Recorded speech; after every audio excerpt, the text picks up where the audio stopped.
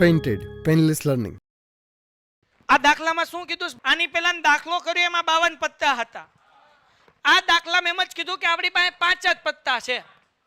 કેટલા પત્તા છે? 5. જો કીધું 5 ચોકટના પત્તા. કોના પત્તા છે? ચોકટના. કયા પત્તા છે? તો કે ભાઈ દસો, ગુલામ, રાણી, રાજા, આ 5 છે. દસો, એકો, ગુલામ, રાજા, રાણી, રાજા, રાણી, ગુલામ, દસો, એકો, આ 5 પત્તા છે ભાઈ. હવે આપણને એમ કીધું કે આ ઊંધા મૂકેલા છે, સરખી રીતે ચાપીને. ખબર નથી કે આમ ખોલવું તો હું આવશે, બરાબર ને? સરખી રીતે ચાપીને કેવા મૂકેલા છે? ઊંધા મૂકેલા છે. હવે એક પત્તું યાદચ્છિક રીતે ખેંચવામાં આવે છે. એનું ગુજરાતી એવું થાય યાદચ્છિક રીતે, એટલે કે અઠે ગઠે. યાદચ્છિક રીતે એટલે હું અઠે ગઠે એક પત્તું લેવામાં આવે. જેમ આપણો દેશ હાલે ને અઠે ગઠે, એવી રીતના, બરાબર?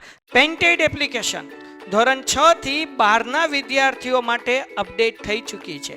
આ એપ્લિકેશનમાં શું છે? બધા જ વિષયના વિડીયોઝ છે. ગુજરાતની બેસ્ટ ફેકલ્ટી દ્વારા લાઈવ લેક્ચર્સ છે. આઈએમપી પ્રશ્ન છે, ટેસ્ટ સિરીઝ છે, અને ગુજરાતના તમામ વિદ્યાર્થીઓ સાથે તમે તમારી કમ્પેરિઝન કરી શકો છો. ગેમિફિકેશન છે અને બીજું ઘણું બધું. તો તમે એપ્લિકેશન ડાઉનલોડ ન કરી હોય તો ડિસ્ક્રિપ્શનમાં લિંક આપી છે. હમણાં જ પ્લે સ્ટોર ઉપર જાઓ અને એપ્લિકેશન ડાઉનલોડ કરો. ઘરે બેઠીને સરસ મજાનું ગુજરાતની જોરદાર ફેકલ્ટી સાથે ભણો, સારા માર્ક્સે પાસ થાઓ. તો ભાઈ આ 5 પત્તા છે. એક પત્તું યાદચ્છિક રીતે ખેંચવામાં આવે એનો મતલબ એવો થાય કે અઠે ગઠે એક પત્તું ખેંચવામાં આવે છે. પછી આપણને કીધું કે પત્તું રાણીનું હશે તેની સંભાવના શું છે? તો હાલો કયો, આ ટોટલ પત્તા કેટલા છે? તો કુલ સંભાવના જેને આપણે કુલ પરિણામ પણ કહેવાય. કુલ પરિણામ કેટલા છે? હવે રાણીનું હોય, રાણીને કેટલા પત્તા છે? તો જવાબ શું આવે? લ્યો, દાખલો આવડી ગયો. ડન. તો હવે અહીંયા ધ્યાન રાખો. હવે ઘટના એ બરાબર, ઘટના પહેલા આપણે લખી નાખીએ કુલ પરિણામ બરાબર 5. પછી ઘટના એ બરાબર પત્તું રાણીનું હોય, હશે ની બદલે આપણે લખી નાખીએ હોય. પી ઓફ એ બરાબર ભાઈ રાણીનું કેટલા પત્તું છે? તો કે 1. અને કુલ પત્તા કેટલા? અને અહીંયા આપણે સૂત્ર લખી નાખીએ પહેલા એમના છેદમાં 1 ના છેદમાં. વાર્તા થઈ ગઈ. હવે બીજું, હવે શું કીધું? જો રાણીને કાઢીને એક બાજુએ મૂકવામાં આવે, એટલે 5 પત્તા હતા. આ ભાઈએ જેનિસ, શું નામ તારું? હા, જેનિસ. 5 પત્તા હતા. જેનિસ એક પત્તું કાઢ્યું, રાણીનું નીકળું, ખીચામાં નાખી દીધું. ક્યાં નાખી દીધું? તો જગતની માલિપા 5 પત્તામાંથી એક પત્તું ખીચામાં નાખી દે તો હવે મારા હાથમાં કેટલા વધે? તો હવે કુલ પરિણામ કેટલા થાય?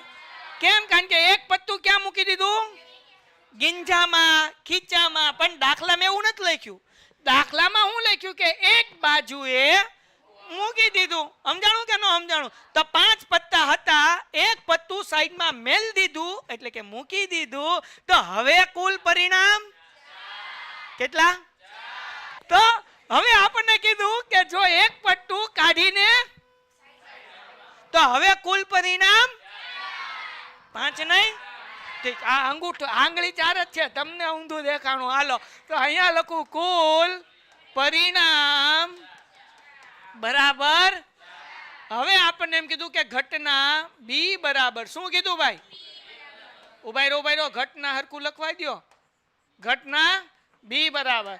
પછી આપણને કીધું નંબર 1 પેલું એકો હોય તો આપણે લખીએ ભાઈ, ઉભા રહો. પસંદ કરેલું પત્તું એકાનું હોય, એકો ન હોય, ત્યાં એકાનું હોય.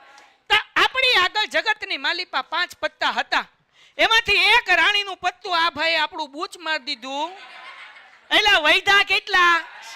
તો એ 4 પત્તામાં એક પત્તું હતું એકાનું કે 2 હતા? જો આ એક આપણી આગળ 5 પત્તા હતા. એક હતો દસો, એક હતો ગુલામ, રાણી, રાજા, હાલો તો હવે રાણીનું પત્તું તો શું થઈ ગયું ભાઈ? ચાઉ થઈ ગયું. ગુમ નથી, શું થયું? ચાઉ. શું થયું? હેલો, અહીંયા ધ્યાન રાખો. તો હવે પત્તા કેટલા વધ્યા? 4. અને એમાં એકાનું કેટલું છે? 1. એટલે જવાબ આવે એમના છેદમાં n બરાબર. પાકું? સમજાય? હાલો, ઘટના C બરાબર. આગળ શું કીધું? બીજું આપણને શું કીધું કે પત્તું કેનું હોય? તો આપણે પહેલા લખી નાખીએ પસંદ કરેલું પત્તું રાણીનું. હાલો તો ભાઈ શું જવાબ આવશે આનો? ભાઈ આપણે આગળ 5 પત્તા હતા, એમાંથી આ તો એક પત્તાને બૂચ મારી ગયો હતો ને, ઈ પત્તું કયું હતું? તો આપણી આગળ હવે જે આ 4 પત્તા વધ્યા એમાં મારું ડોહલું એકે રાણીનું, તો એટલે એની સંભાવના કેટલી આવે? વાહ મારા હીરો, વાહ. તો જવાબ શું આવે ભાઈ? 0 ના છેદમાં, એટલે એ તો 0 જ કહેવાય ને. તો P of C બરાબર 0 ના છેદમાં 4, એટલે જવાબ આવે. એકવાર એક જંગલ હતું, જંગલની અંદર એક પેનની દુકાન હતી. જંગલમાં પેનની દુકાન, બોલો, પણ હતી તો આપણે શું કરવાનું? હતી તો હતી. તો ભાઈ હવે એવું કહેવાય કે ઈ પેનની દુકાનમાં 132 હારી પેન હતી અને 12 જે છે ને ઈ ખરાબ હતી. અને ઈ બે લાઈટ વહી ગઈ ને એટલે ભેગી થઈ ગઈ. હું લેવા ભેગી થાય? બોલો લ્યો હવે. તો કે હવે આમ જોઈને ખબર ન પડે કે આ પેન હારી છે કે સમજાણું કે નહીં? તો ટોટલ પેન કેટલી થઈ? હે, કેટલી થાય? હે, કેટલી? હું કીધું? તો અહીંયા ખામી વાળી પેન બરાબર 12. પછી આપણે શું કીધું? સારી વાળી નહીં લખવાનું, સારી પેન બરાબર 100 ને, અને ટોટલ હાલો કેટલા થાય? 100 ને કેમ? 2 ને 2 4, 3 ને 1 4 ને એકડો, એમનામ એટલે એકડો ચોકડો એટલે 144. હા કે ના? હવે દાખલામાં આગળ શું કીધું? શિહોર વાળા ભાઈ વાંચો તો.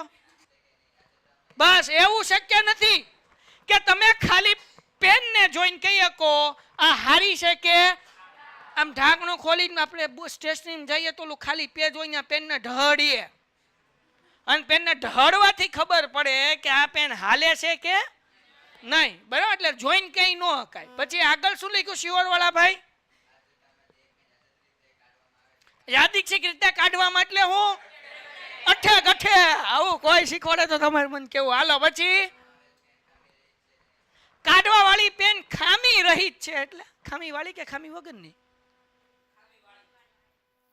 ખામી રહિત એટલે હું? જુઓ ધ્યાન રાખો, ખામી રહિત એટલે ખામી વગરની. માર જેવાને ખામી રહિત જ ખબર ન હોય, એટલે હું તો ખામી વાળી સમજો એટલે લખું 12 ના છેદમાં 144. દાખલો થઈ ગયો અને થઈ ગયો ખોટો. તો ભાઈ ખામી રહિત એટલે હું ખામી. તો હવે આ દાખલાનો જવાબ શું આવે ભાઈ? સારી પેન ખામી રહિત પેન કેટલી છે? 132. કુલ પેન કેટલી છે? 140.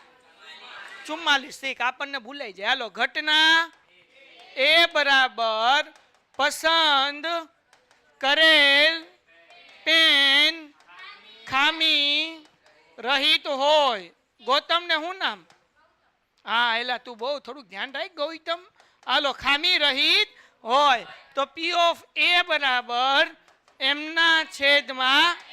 તો અહીંયા ખામી રહિત પેન કેટલી છે? શિહોર વાળા ભાઈ મારું ધ્યાન તમારી સામે જ છે. છેદમાં. હા કે ના? હવે શું કરવાનું? તો કે જગતની માલિપા આપણે એક કામ કરવાનું. શું? તો કે છેદ ઉડાડવાના. તો કેમ ઉડાડવાના? તો કે 144 ને અડધા કરવાના. જેવું આવડે તો ઠીક, એવું જ આવડશે, બીજું નહીં આવડે ને હાલ લોચા પડશે. ચલો 144 ના અડધા, 132 ના અડધા. જેને અડધા નો આવડે ને એને 132 ભાંગ્યા 2 કરવાનું. શું કરવાનું? 2 છક 13 માંથી 12 જાય એટલે ઉપરથી 2 2 છક. ટપો પડ્યો કે નહીં?